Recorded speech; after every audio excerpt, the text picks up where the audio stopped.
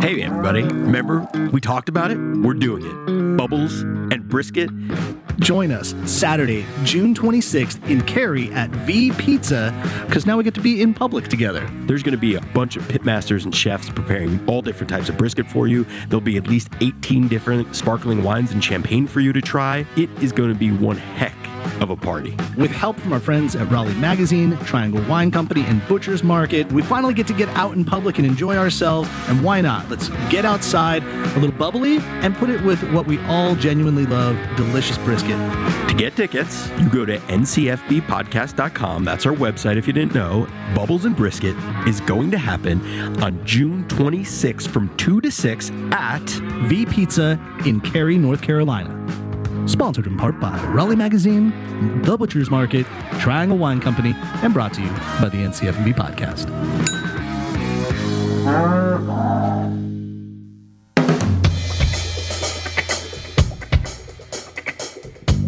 You are listening to the North Carolina Food and Beverage Podcast. Thank you for downloading and subscribing. Coming to you virtually live from high atop the historic Raleigh building in beautiful downtown Raleigh. The NCF&B takes the listener behind the scenes to tell the stories of the people that contribute to the creation of the food and beverage community of North Carolina. And now, the misfits in the dish pit, the faces of the front. They are Max Trujillo and Matthew Weiss. Hello, and thank you for listening to the North Carolina Food and Beverage Podcast. I am your co-host, Max Trujillo. And I am your co-host, Matthew Weiss, and we talk tacos today. And we're talking tacos with the owner and founder of 13 Tacos and Taps. And you probably, if you live in the area of the Triangle, have tasted one of this gentleman's tacos before, because he is the former chef of Gonza as well. So, welcome, David Peraza-Arce. Hi guys, how you doing? Thank you for having me. Yeah, welcome. It's good to have you in studio. It's good to be talking tacos. We haven't done a taco talk in a long time. You know, I don't think we've ever talked tacos on the show. And the only time I was remembering talking tacos is when Cappy Pete was on the show, and she talked about opening up a taco restaurant and trying to pair wines with that. That's right. And that's the only time I think we've really got deep into tacos and the art. What is wrong with us? What's going on? Well, I think the reason is you talk about things that are relevant to the state. At least we do. We're in the North Carolina Food and Beverage Podcast. And Matt and I were just having this conversation. I belong to a Californians in Raleigh Facebook group, because there are many Californians that live in North Carolina now, including myself. And the only thing that we ever talk about on this page is where to get the best tacos. And I even kidded around and said, hey, everybody, this page is not just for where to find tacos. What about like sushi that we don't really have, or all the amazing Asian food that like is ubiquitous and all over California? That's important too. But I think the reason now is like, I think as a Californian, now tacos have arrived in North Carolina. Like, you can get some good tacos. I think maybe this guy sitting across from us had a lot to do with defining that in the area. So, David, chef, let's at least start with what you're doing right now, and then we'll work our way back. Let's talk about 13 Tacos and Taps, the food truck, the brick and mortar, all of that. Okay, so we opened a truck about 5 years ago. Yeah. Okay, and then I decided to give it a shot with the brick and mortar. I thought the need was there to put something unique, different than what everybody's doing. So I started off with a fusion, traditional Mexican with a fusion. Mm-hmm. And then right now I incorporated, since the Birria Tacos and all this thing is kicking off. Birria, okay. Is that how it's pronounced? Birria. Sí. Birria. Birria. Double R, roll. Double R, roll. Yeah, that's birria. right. That's the dipping fried taco. Yeah, it's like the French dip for us, you know. I had one last night. Did you? Yeah. Awesome. At Cheetos Tacos.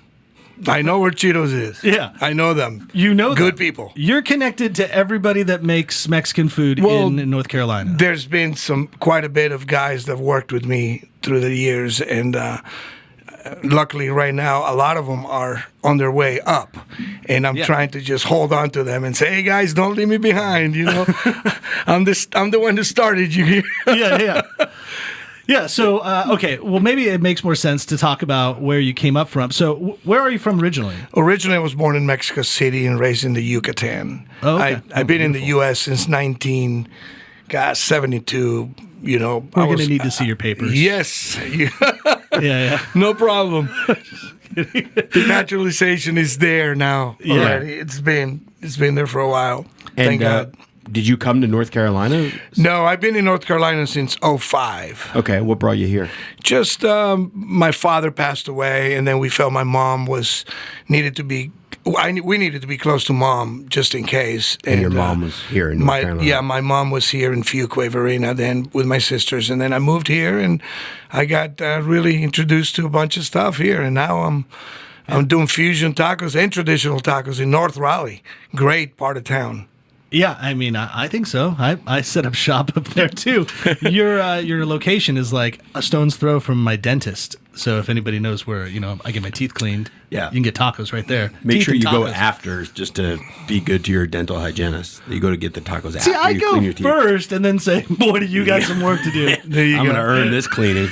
Yeah, the restaurant is actually on the Falls River Plaza, which is in the corner of Durant and Raven Ridge. Yeah. So Yes. just outside the 540 belt line. Correct. Like just beyond there. Yep. Yeah. Off of Falls of News right there. Yeah. So Yeah. what is the 13? The 13th is just lucky 13, to be honest with you. You know it's unlucky 13, right? Well, See, it's I not. disagree, yeah. I disagree with that. I think I lucky think 13 is a lucky number. Yeah. How so? I've always had luck with 13. Oh, yeah? Yeah. Yes. You know, where I come from, Northern California, San Jose, in the Latino culture, 13, 13 and 14 are like numbers that signify gangs in the Bay Area. Yeah. And you'll see Nothing with that. Yeah, you'll see XII or XIV written all over the place, or at least it was when I was growing up. So I always associated Latino and 13 or 14 as gang related. So I'm like, oh, maybe Chef's coming in. Yeah, he's coming in hot. Coming in hot, No, coming no. packing. Not Killer at all. tacos have a whole new... Killer tacos could be the definition. Yeah. None of the other stuff. There's nothing there. But you like the number. It symbolized Yes. a little bit of luck in your life. Exactly. And, we have 12 tacos, and then the 13th taco is always a special. And usually the 13th taco ends up being on the menu. Like, nice. Yeah. It kind of makes its way. Yeah, right now it's taking the current taco that we have is taking part of the menu starting today, and is moving the Baja style taco with the tempura batter. We felt that that taco should be probably in the fall and winter. People want to get lighter fare in their tummy now. And so you can look good at the beach and the pool. there you Right, go. So yeah. you look good. Exactly. Exactly. So I definitely want to talk taco and get into that. But I want to know also where you come from and what you were doing. So maybe to help us get into that conversation, we can talk a little bit about this coffee that Max is about to pour. Yeah, we need to get all caffeinated up before we start getting into this hot. Yeah, I'm feeling a little low energy. I need some caffeine. So we're going to have some Joe Van Gogh coffee, and this is a special blend that they do seasonally, like you were talking about seasonal tacos. This is the Mountains to the Sea blend that highlights this specific trail that goes through North Carolina, where you just see all of this beauty and majesty that is North Carolina that you figured out in 2005. And also, you're going to go home with this blend of North Carolina coffee. Thank you. So, Appreciate it, guys. Maybe I can rub it on some steak tacos later on. Ooh, I know you guys coffee rubbed steak tacos. I know you guys were talking about Scott James before, and if you talked about on the show, that was the key to like one of the main dishes when you were at Midtown Grill. The espresso rubbed steak is a lot of turbinado sugar and coffee. And I also will say, spoiler alert, I've already been drinking this Mountains to the Sea blend all morning long. I am so revved up. I started my day with this. I stole a bag of this coffee from the kitchen. Well, you didn't steal it. Joe Van Gogh was kind enough to gift it to us. Yes. I don't know if it was like gifted to the podcast and then if like You stole Max it from Trujillo me, as like yeah. a person can take it home, but I did, and I'm not I don't feel bad about it. I took it home, I brewed it up. It was so tremendous, and like I brew whatever coffee I get in my own home machine, and it's always like mediocre, and I'm always like, ugh, I got to step up my coffee game at home. This, however, I brewed just the way I brew everything normally, and the coffee was significantly better. So like I did, like as a science experiment, I did nothing different than replacing mediocre coffee beans with Joe Van Gogh coffee beans, and it was tremendous. Felicia's not drinking coffee right now, a little acid in the stomach, and I was like, you got to try this. And she went, she tried it. She was like, oh my God, now I hate you even more. Like, this coffee's so damn good. So that's what we're drinking here. But this, what we just brewed, is through the Chemex, and it's like delicious. The appropriate way to drink. So go to Joe Van Gogh, joevangogh.com. Check them out. They have locations all over, coming out of Hillsborough. You've got it in Raleigh, Durham, Chapel Hill. Check them out. Look at the show notes on our podcast as well. And thank you, Joe Van Gogh, for keeping us caffeinated. Okay, so now we know where this coffee comes from. I'm curious. You said you got to North Carolina in 2005, but you got to this country in 1972. What were you doing in this country before then? Well, came with my parents. My sister was immigrated here. She married an American here, and then me being a boy, little guy, you got to follow the parents. So we came here. Actually to Arizona, and we've been here since, and I've been traveling all over the place, making myself through, the States. Yeah, and so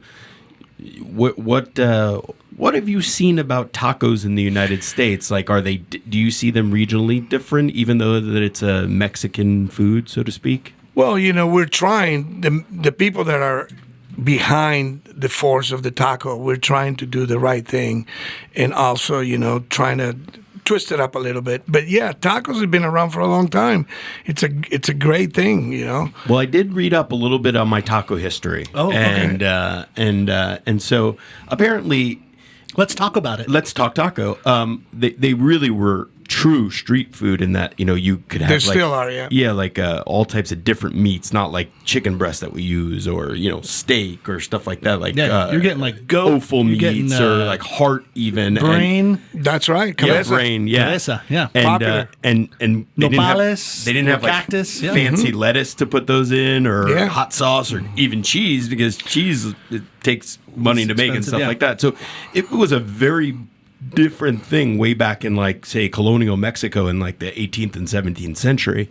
But I guess just to take it further, as we evolved and had more access to food, it became more of these better meats, and then it's like, let's put a little cheese on it. Let's put a little let's put a little sauce on it, a little lettuce, a little radish, a little jicama, stuff like that. And then, of course, once it came to the United States, but a lot of Mexican immigrant workers, they wanted their tacos as they were working on the railroads and stuff like that, and so they created what they remember, but also with what is locally available. So I guess it's a long way to say that the taco is kind of a moving target, and there's many things that can be a traditional taco. Of course. My motto when I opened up this place was everything fits in my tortilla. Yes. So I was taking a lot of spins, the shrimp and grits taco, the chicken and waffles, and I put that on a tortilla. So I got a wide, broad scope, look at it. Yeah. For sure. But since, like I said earlier, everybody's going crazy about traditional, so then I don't mind going back and remembering what my mom used to feed me and what everybody talks about, Okay, which is? The birria, the cabeza, the lengua, all those kind of things that people are looking for right now. So the fusion tacos and everything fits in my tortilla is still there, because I can practically put anything on a tortilla and you'll love it. I guarantee it. Yeah. But right now it's hot. The traditional taco, which is the birria, which I started it in 2019 here on a Cinco de Mayo. Yeah. And then all of a sudden, like 6 months later, everybody's doing it. It's so funny. It's so trendy right now. Like, it's extremely trendy. Flippable deep fried taco. So that I'm not really to be honest familiar. So it's a deep fry, meaning the actual the tortilla is deep fried. Well, no. Go ahead. The tortilla is cooked in a comal or in a griddle. Okay. With some good cheese on it.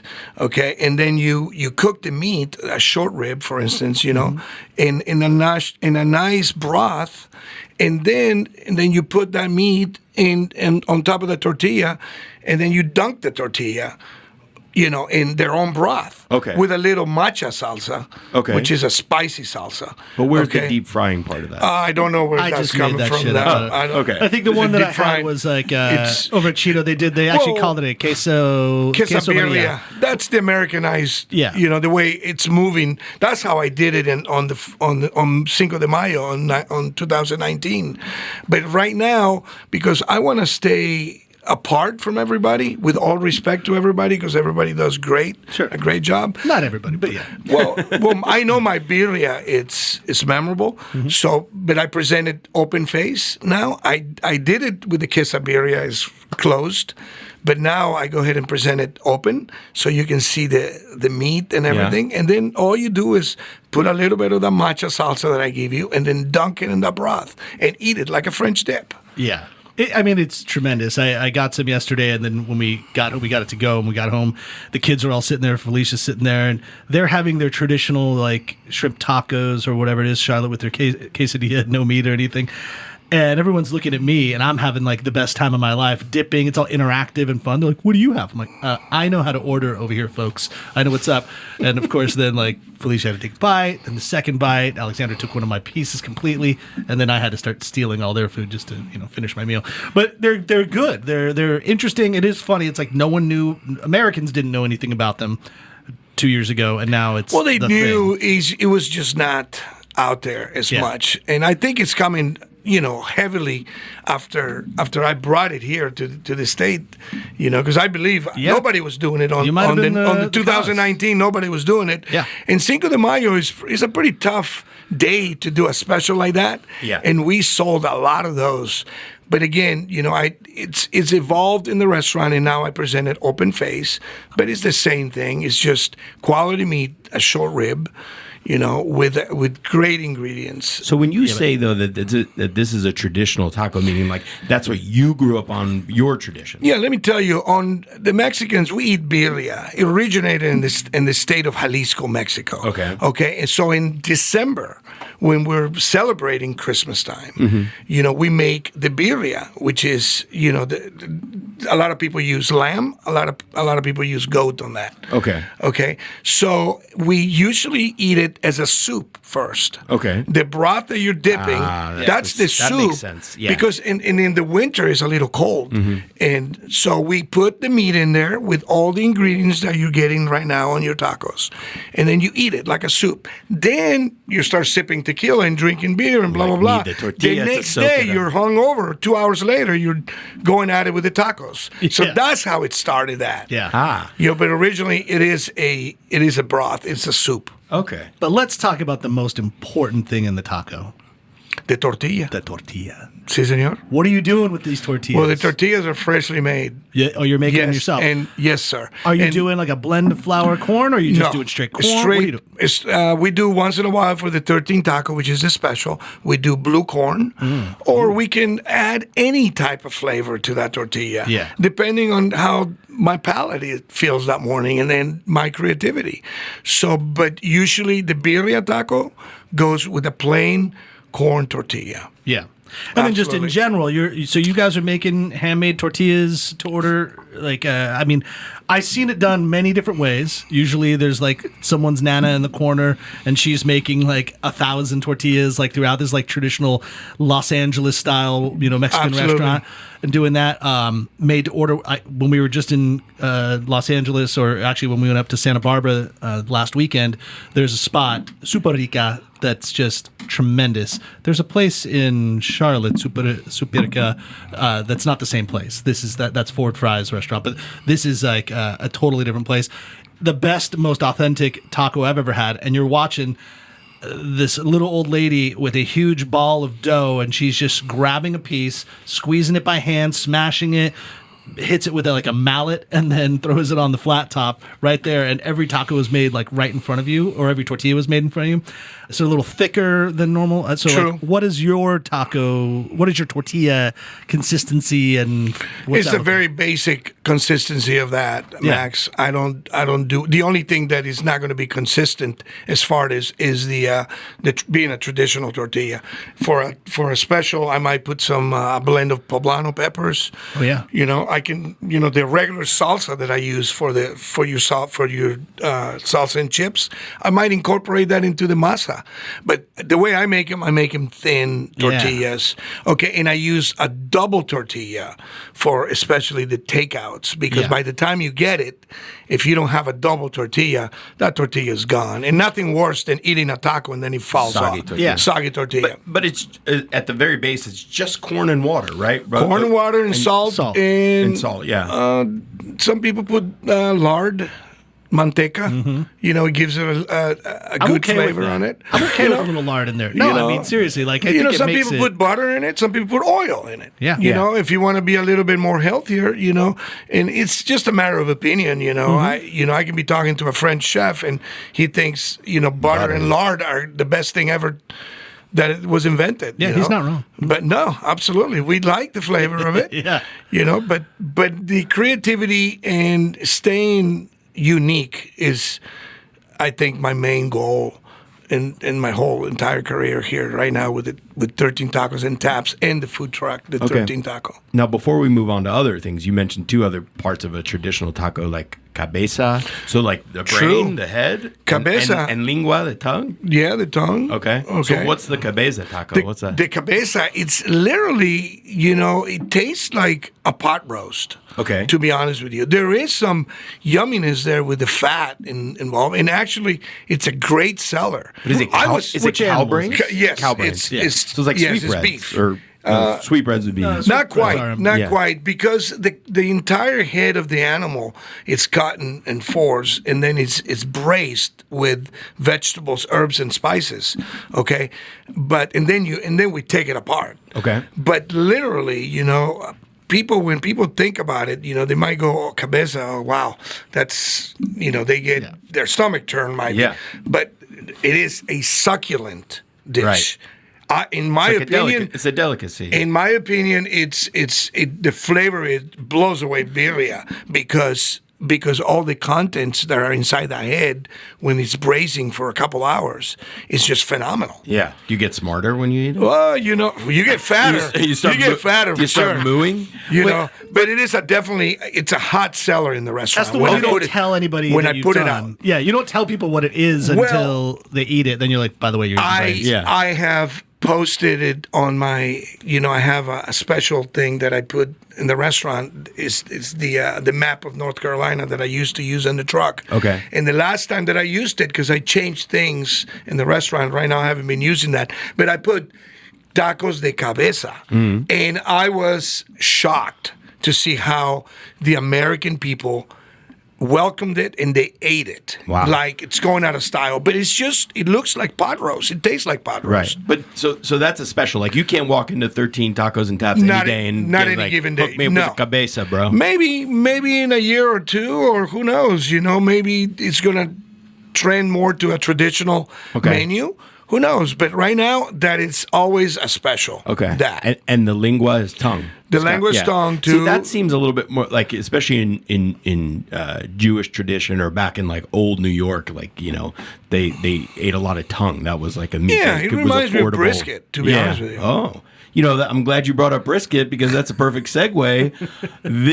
When you hear this, coming up in 3 days, Saturday, June 26th, will be the event that we're doing called Bubbles and Brisket because, cool. Yeah, we decided that, pork is awesome and it's a great barbecue, but brisket is sometimes underappreciated. And we also wanted to taste different types of brisket. So Bubbles and Brisket is Saturday, June 26th at the parking lot or outside of V Pizza in Cary off of Kildare Farm Road. And there's going to be 7 different types of brisket pitmasters or awesome. Providing their spin on brisket and paired with 18 different sparkling wines. Well, and the nice part too is like once we started doing this, all of our friends in the business were like, "Hey, I want to be a part of that. I want to join in." So, since the original inception, Bestow Baked Goods joined up with everybody. So now we have a nice sweet bite addition to the whole event. And then just recently, our good buddies over at Crank Arm decided to pair it with us. Reluctantly, I will say this. We talked about the best pairing with brisket, and we said, oh, you got to get bubbles. And I was obviously insinuating like champagne or sparkling wine. So the idea was to do that. but also who are we fucking kidding, everybody? Beer is delicious with brisket. So for Bourbon those, too, and tequila. Yes, let's be honest. Anything with alcohol and brisket is going to be fine. But we're focusing on this pairing, but we figured you're thirsty, so we're going to get you some beer as well from Crank Arm. yeah, it's kind of like an intermezzo. It's like a palate cleanser. You know, There you go. get a little bit of you just do whatever you like to do. That thing, I don't know how it works. But so Crank Arm is a part of the whole festivities. Tickets are on sale right now. You can go to our website, ncfbpodcast.com/events to get your ticket. Make sure you get them. Like Matt said, it's this weekend as you're hearing this. So we may already be sold out. We may not. But ticket sales have been jumping through the roof through support with our friends over at Raleigh Magazine, Butcher's Market, Triangle Wine Company, Winebow, all of the companies helping to participate to put this all together. And then you'll be around with us. We're going to be doing a live podcast. We'll be schmoozing, talking with the chefs and the wine people. Max Cast, the better Max, the one that knows more about wine than maybe all of us in this state. The Master Sommelier Max Cast will be there to talk about his wines as well. So you can learn something. You'll definitely get fed. I think the number one question I've received from most people when they're inquiring about buying tickets is, what's included? I will tell you, it's all included. Yeah. We're just making food and we're pouring drinks. It's kind of like a tasting, but we're not Get not as much as metering you want till it's gone. Yeah. It's not like you get to go only one time, you know. Oh, I really like Chef Schleifer's take on brisket, you know. Yeah. Oh, but I just had it once. No, go back. Yeah, exactly. So get your tickets. It's going to be a great time. Bubbles and brisket. Now, we've talked about the tortilla. We've talked about the brain and all those things, but let's talk about the things that you more traditionally are doing. You're making carnitas, you're making carne asada. I love to over-enunciate, even though I am the worst Latino in the world. I cannot speak Spanish to save my life, so I just pretend when I'm saying it in food terms. Those are the only things I can roughly say. But we're looking at some of the food that you're making here, about the different styles and the fact that you came from Mexico City. I don't know if where you were in region since you left at such a young age as a boy, if that played into any of the style or upbringing of what you make now. But I do know that, like, in Mexico, it's just as varied as being in any country for that matter. When we just kind of generically say, oh, it's Mexican food, well, where is it from? Because that is going to play a big factor. Is it Oaxacan? Is it Jalisco? Like, where is it? So is there any spot of Mexico that you're kind of more like regional from when you're making your food? No, not necessarily. I was raised a little bit of my life in the Yucatan, Yeah. But the menu is, besides being, when I say traditional, with a fusion, traditional part is regional from all parts of Mexico. Because if you see the mole tia, which is the fresh mole, no jar mole there, guys. Yeah, you're making that yourself. That is, exactly. So that is a central Mexico staple there. Absolutely. How many ingredients do you think you're putting into There is, on that, there's probably about 18 of them. Yeah. And the reason I did that is to make sure the consistency is always there, which props to my prep cook, Miss Lali. She has acquired a very good hand on that mole since I started it with her. You know, you could put some Joe Van Gogh coffee into that mole. Yeah, I could. I could put that. Yeah. The reason I don't put any coffee right now is because I put a little bit of chocolate, but it doesn't taste like chocolate. Yeah, a super dry chocolate, right? That's not like Café Abuelita, just a little. It's part of the thing, and you can make a mole with Max with 30 ingredients, 27 ingredients, easy. But I think if you execute it right and you balance the flavors right, you can make a mole in 30 minutes. It might taste better a week from there, from that day. And I love seeing like the experimentation, like you were kind of getting into, like with the tortillas, where people are infusing flavors into a tortilla, or they're kind of expanding upon not just basic tortilla or the basic mole. Like you got the green moles, you got the salsa, the chile verde like mole, and all those type of flavors. So do you ever experiment with those as well? Make like different types of moles? Of course, yes. With salmon, I do a mole amarillito, is a yellow mole. Ooh. Yeah. And when I said yellow, it's not the bright yellow that you think of. It's a little bit less dark than the actual mole that I serve. As you see also, I use staples on spins off the Baja California. I smoked my own fish to put on those hard shell tacos that you're looking at right there. Yeah. The pickled onion is a Yucatan blend of that onion on that. But right above that, Max, that is my carne asada, my take on the carne asada taco. It's the filet mignon taco. It's called the mumu. And that is remarkably the most popular dish in my menu. That's I have a special place in my heart for the carne asada taco. As a noted Raider fan, I would go down to San Diego to watch games. And one time I went there by myself. An RV came up. About like 12 guys from Mexico had come out of it. They had driven across the border for the game, and all they were doing was grilling out carne asada tacos. Steaks. But they all came out in Raiders uniform or Raiders jerseys, and I felt like I was home. And they saw me by myself just crushing Miller Lights and like eating Doritos by myself at my own personal tailgate, and they were like, "Hey, homie, are you by yourself?" And I'm like, "Yeah." They're like, come over here. I'm like, "Really?" They're like, "Yeah, you're part of the team." And so I got to hang out and eat tons of carne asada tacos, traditional style. Hang out in the RV. It was a good time. And then we dominated that game. So that was the best part of that story. There you go. Yeah. But the carne asada is great. What do you do to it? Salt, pepper, is anything particular you throw on Just the grill? a very simple blend. Okay, and the meat is actually the one that puts us apart because it's tenderloin.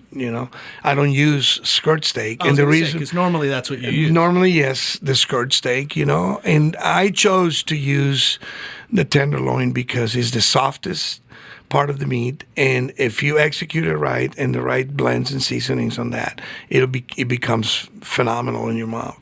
Yeah. That's the Mumu Tres, memorable, absolutely.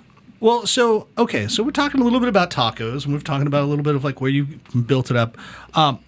But you started, like you'd worked with Gonza, I think even Jabara, you'd worked with the gents over there? I helped the guys, the family, Jabara family, wonderful family. And then I went ahead and started working with Fernando, with Gonza, and very, very good opportunity that he allowed me there to be with him. And a point in time, it just came out to be I wanted to be more of my own. Yeah. For those that don't live in the Triangle, you may not know Gonza, but they're a fairly successful, of course, restaurant group out here with a few locations. I think when I first moved here, they may have had 2, and now they have 3 or 4, 5 or 6. I want to say. I know with the pandemic, maybe I think one of them didn't make it, but they have like maybe 5 or 6 locations.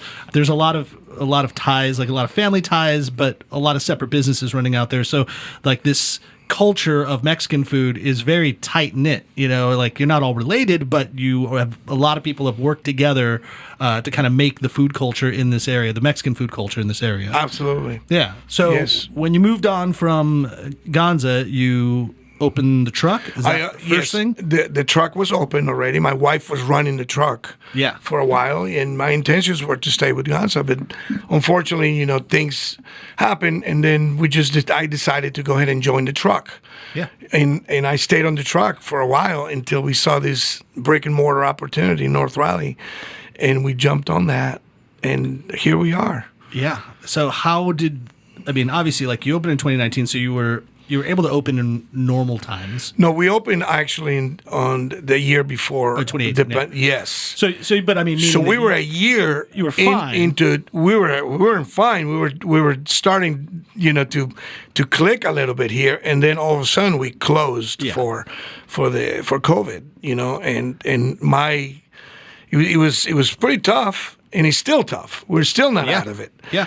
But I thanked all my guests that have supported me, my staff, my wife, and God for allowing me to continue with what I'm doing here. I take it serious, but I have a lot of passion for it, and I love it. How soon were you open? Like there was phase 1 where everything just was shut down. Then phase 2 allowed some places to be open with, serious restrictions. Where did you fall in line with all that? I stayed open the whole entire time, and I had to figure out a way to stay open and deliver the goods, obviously delivering and also takeout. Then as soon as the governor allows us to brought in some people in. We took the initiative and educating ourselves to make sure that things were better than perfect back in the day. Your hands, we hand wash our hands so many times that we feel like surgeons at times. That's the one thing I took away from like the whole COVID response, like as far as the operational side of it was. It's nothing that we weren't supposed to always do all the time anyway. So, we're supposed to wash our hands. We're supposed to be clean. We're not supposed to cross-contaminate. We're not supposed to cough into our hands or sneeze into our clothing or like whatever.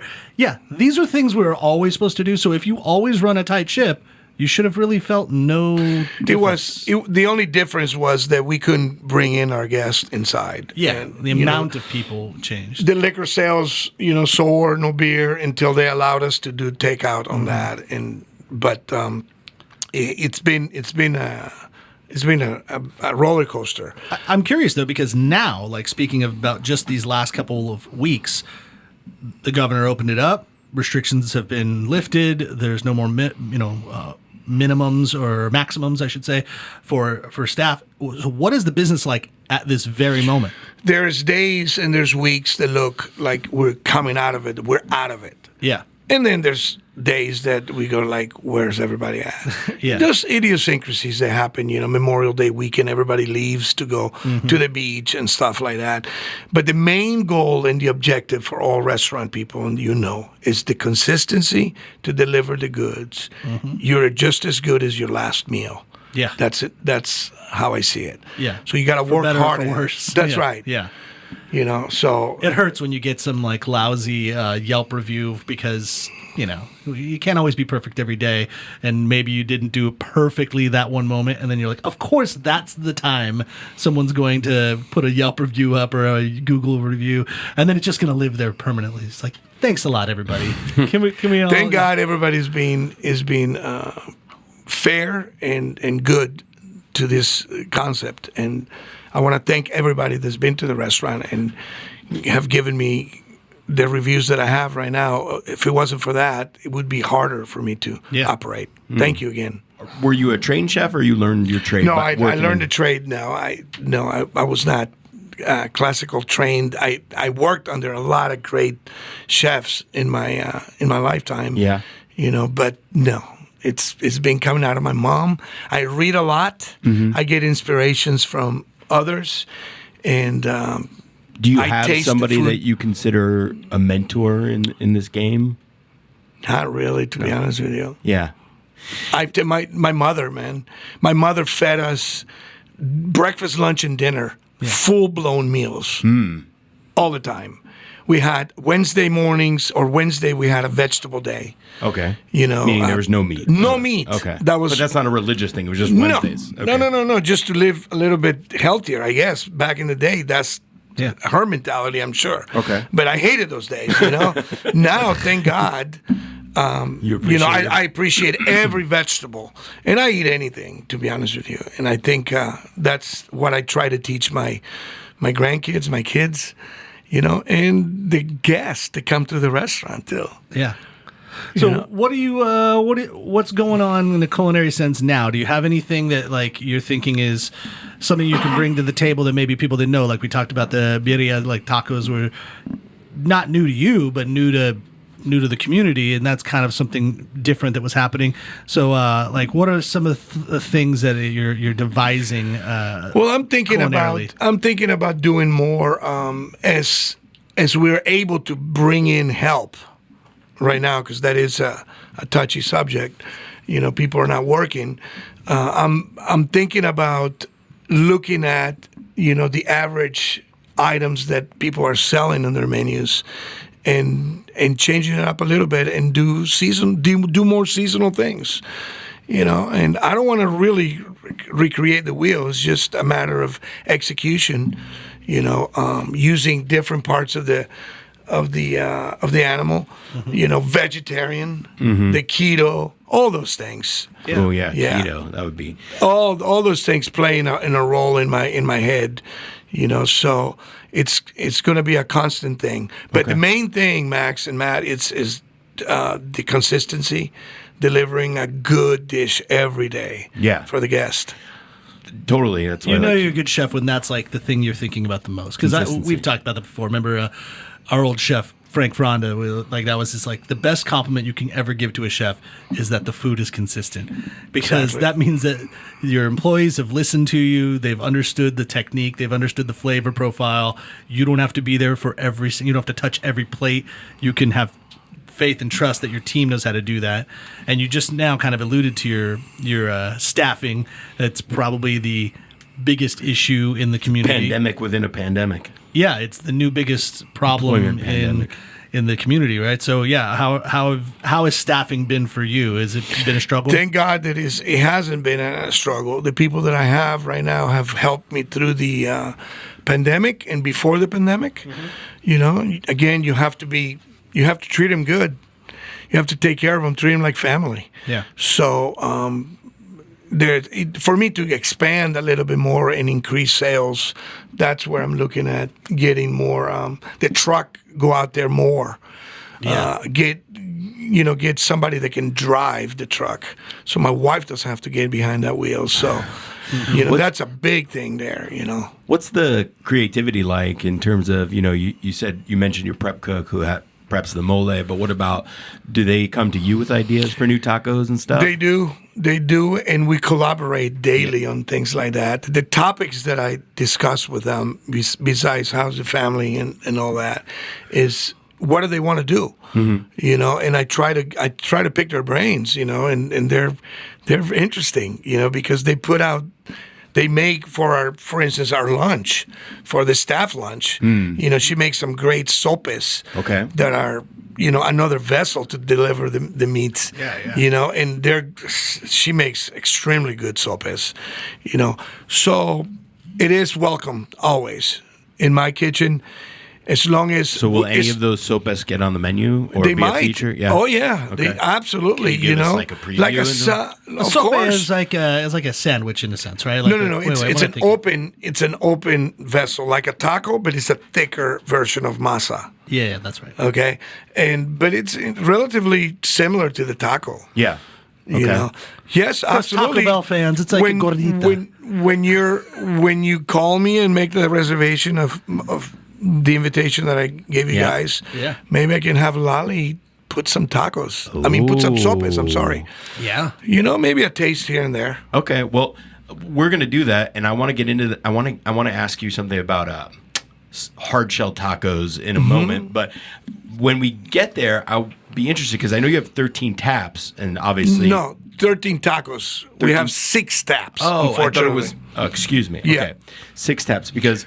One of the we alluded to with the Cappy episode, it's always interesting to pair wine and beer with tacos because it's very difficult because there's so many different flavors going on. But what I'm here to tell you is that I guarantee you at the Triangle Wine Company, you can find something that will pair with it. Oh, yeah. Because Absolutely. they have so many different options, whether it be wine, beer, vermouth, other types of beverages, and with their new location up in the Bedford area, exactly, they're right next door. They're right next door to you. Close to you. Yeah. So go to trianglewineco.com and let them know that the gents over at the NCF&B podcast sent you, because if you use our promo code, they might be nice to you and give you a nice little friendly discount. Who's the face of that?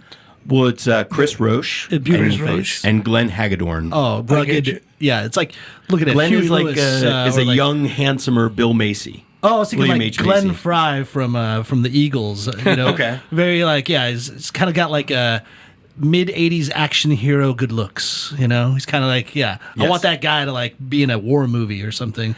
Yeah, it's a good, handsome man. He is. But what we call in Judaism or Yiddish. He's not listening. We can say whatever we want. He's cavelling right now. Yeah.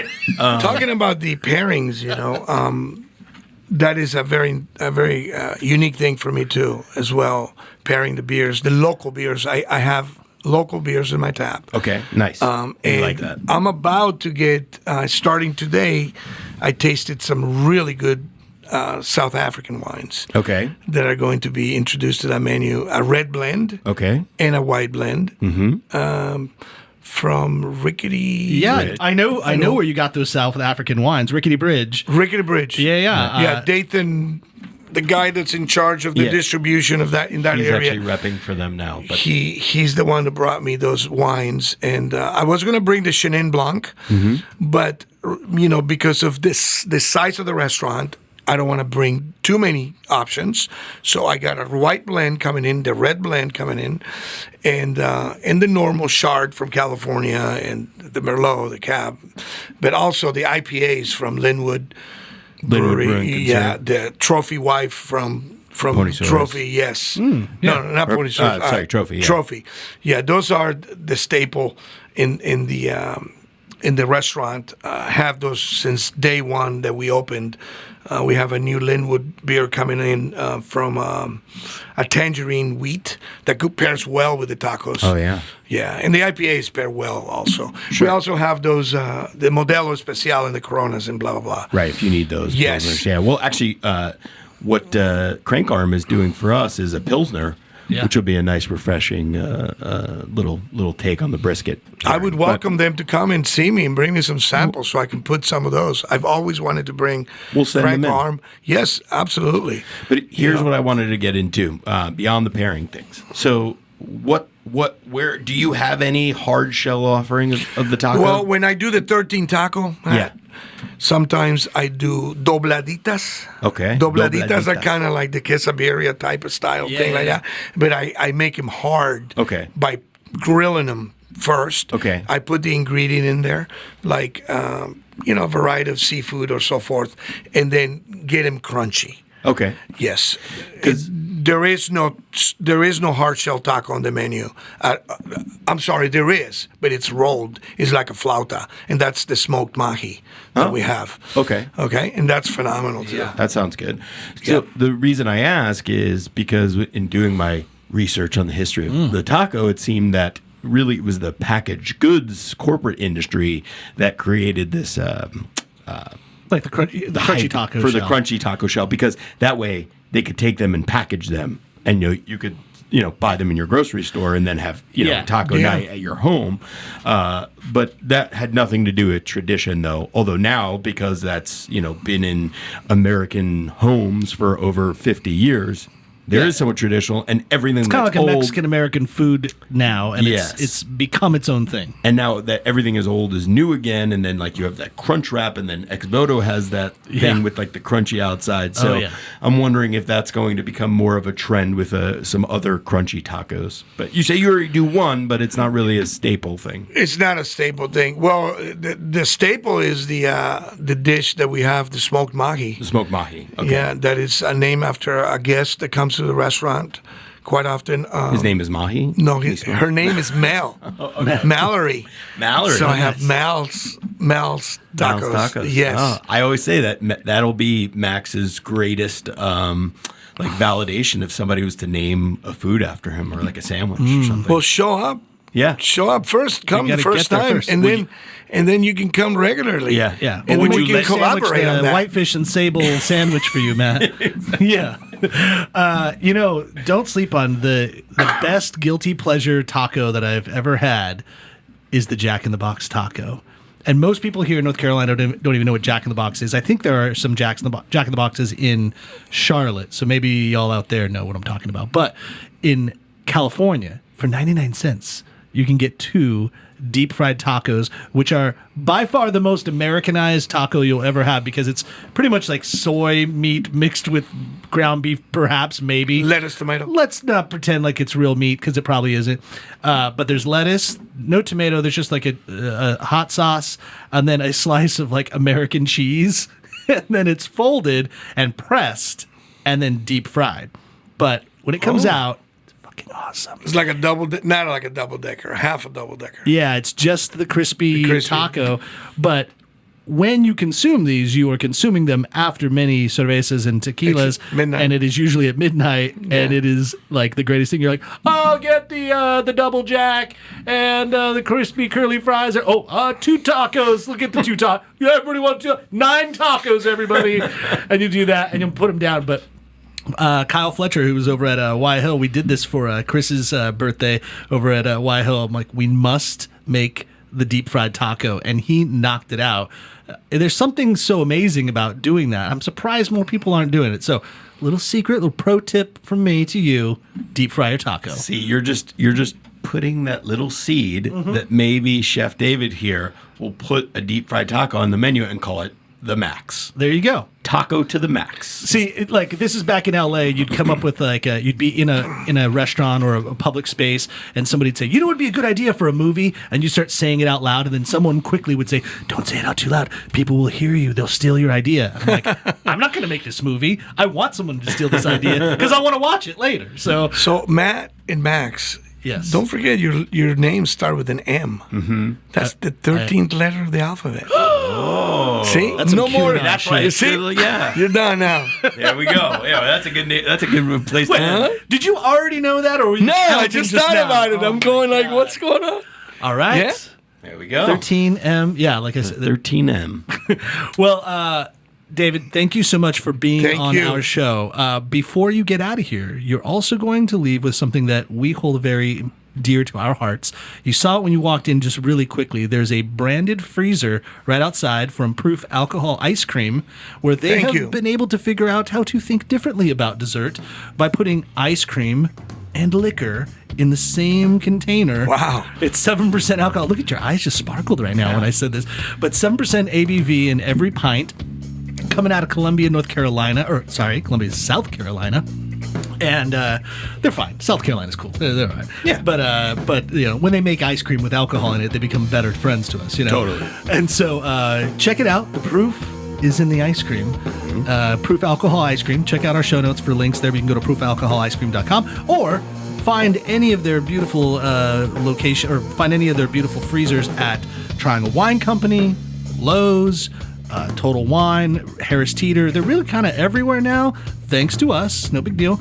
And you can get flavors like coconut rum, bourbon caramel, strawberry moonshine, seasonal flavors that come out all the time. So before you leave, take a pint with you, bring Thank it back you. home. Give it to your wife after that long day of driving the truck around. She needs a little ice cream in her I hear diet. you. Yeah, Thank you, guys. exactly. Yeah. I appreciate you. Well, Chef, we really appreciate you on here. Everybody, get out there to 13 Tacos and Taps, and you will eat and drink very merrily. Thanks for listening to the NC F&B podcast. And if you've stuck with us this long, review us on iTunes and remember, 5 stars are encouraged.